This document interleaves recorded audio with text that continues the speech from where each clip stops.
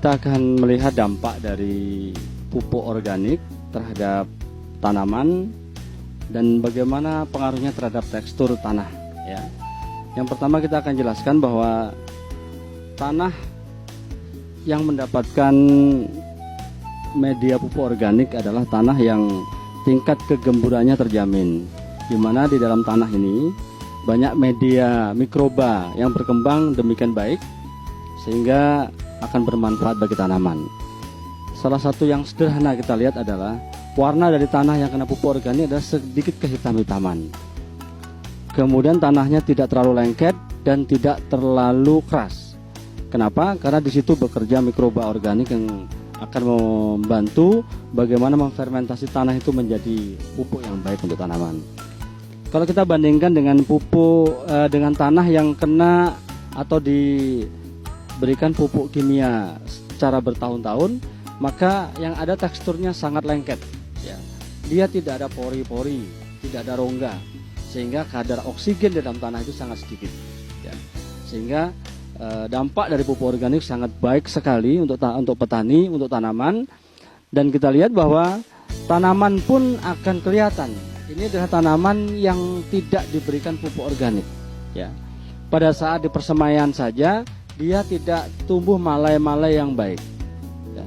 Berbeda nanti kalau kita lihat tanaman yang diberikan pupuk organik akan menampilkan satu tekstur daun yang sangat baik ya. Ini dampak yang pertama. Dampak yang kedua adalah pengaruh pupuk organik terhadap tanaman jangka panjang. Satu adalah rasio pemberian pupuk antara kimia dan organik adalah pupuk organik lama-kelamaan cost rasionya, biayanya semakin kecil. Kenapa? Karena ketika mikroba ini berkembang dalam tanah dalam jangka panjang, maka tanah lama-kelamaan justru kembali seperti dulu. Tanpa pupuk putih, kata petani, yang kita sebut sebagai urea, itu tanah sudah sangat subur. Kenapa? Karena petani zaman dulu yang diberikan adalah kotoran-kotoran tanpa mengenai pupuk sintetis yang seperti sekarang ini. Sehingga dampak jangka panjangnya pasti ini akan mengembalikan tanah kepada kesuburan yang sangat baik. Sementara pupuk yang sintetis atau pupuk kimia yang kita kenal sekarang ini, dampak jangka panjangnya justru cost rasionya atau biaya yang dibutuhkan petani untuk menyuburkan tanah dalam budidayanya semakin besar ya. Kalau di awal-awal ya 1 hektar mungkin petani hanya butuh 1 hektar pupuk kimia urea misalnya, tapi semakin hari sekarang bahkan 1 hektar itu dibutuhkan sampai 4 kuintal. Ada 4 kali lipat peningkatan dari biaya, sedangkan produktivitasnya kecenderungannya menurun. Seiring dengan itu, maka aspek yang ditimbulkan lain dari kimia yang berlebihan adalah terhadap hama.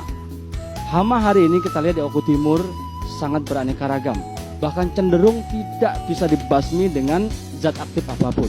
Itu akibat apa? Akibat kerentanan tanah yang sudah tidak mampu memberikan ketahanan kepada tanaman itu sendiri. Kita lihat media yang ada di depan saya adalah media tanaman yang diberikan pupuk kimia secara bertahun-tahun. Akarnya tidak panjang, tidak banyak, daunnya pun cenderung tidak indah kita pandang. Berbeda ketika kita lihat tanaman yang diberikan pupuk organik, tanamannya cenderung untuk subur, daunnya daun benderanya lebar-lebar. Warna tanaman pun dia tidak kuning seperti ini, tapi seperti dia hijau muda. Hijau tidak terlalu hitam tetapi juga tidak kuning. Ini kecenderungannya untuk tidak baik. Untuk itu kita lihat pemberian pupuk organik dalam jangka panjang akan bermanfaat kepada petani, kemudian akan meningkatkan pendapatan petani, dan yang lebih bagus lagi adalah menambah kesuburan tanah secara berkesinambungan.